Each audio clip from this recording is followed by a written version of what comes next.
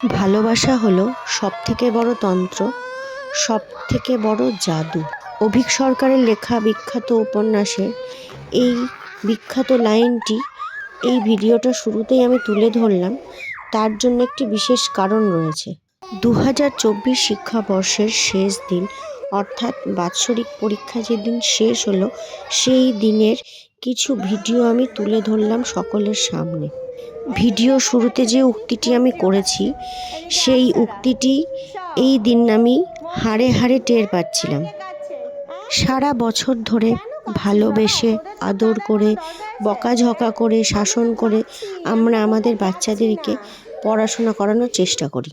শাসন তো করতেই হবে, আর তার সাথে মনে হয় ভালোবাসাটা দেওয়াটাও ভীষণ রকমভাবে জরুরি। পরের বছর আমি তো ওদের শ্রেণী শিক্ষিকা থাকবো না, আর কোনো বিষয় ওদের পড়াবো কি না, সেই দুশ্চিন্তার প্রতিফলন ছিল এটি।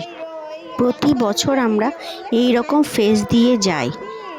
প্রত্যেক বছরই নতুন নতুন ক্লাসের শ্রেণী শিক্ষক বা শিক্ষিকা আমরা হই, আর সেই ক্ষেত্রে নতুনভাবেই তাদের সাথে সুসম্পর্ক গড়ে ওঠে।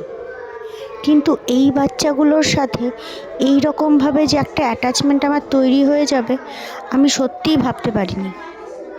রীতিমতো কষ্ট অনুভব করছিলাম ভেতর থেকে। আরও কষ্ট হচ্ছিল ওদের চোখের এই জল দেখে। নিজের কাছের মানুষদের চোখে জল দেখলে যেমন কষ্ট হয়, ঠিক সেই রকম কষ্ট। বাচ্চারা এতটাই পিওর হার্টের হয়, তারা হয়তো এই ইন্টেনশনসটা খুব ভালো করেই বোঝে। তাই আমাদের ভেতরে পিওর ইন্টেনশনসটা ওদের ভীষণভাবে অ্যাট্রাক্ট করে। এদের অ্যাটাচমেন্ট পাওয়ার জন্য এদের মোল্ড করার প্রয়োজন পড়ে না, শুধু প্রয়োজন পড়ে সত্যিকারের ভালোবাসার। এইভাবেই ভালো থাকুক আমার সব বাচ্চারা।